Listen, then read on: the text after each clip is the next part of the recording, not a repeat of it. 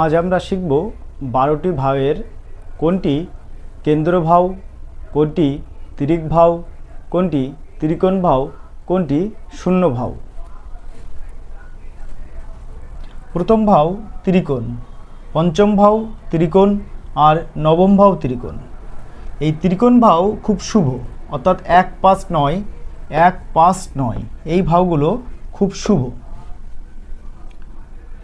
4, 7 আর 10 এই 4, 7, 10 এই ভাবগুলোকে কেন্দ্র ভাব বলা হয়। 4, 7, 10 এবং এখানে ফল সমফল হয়।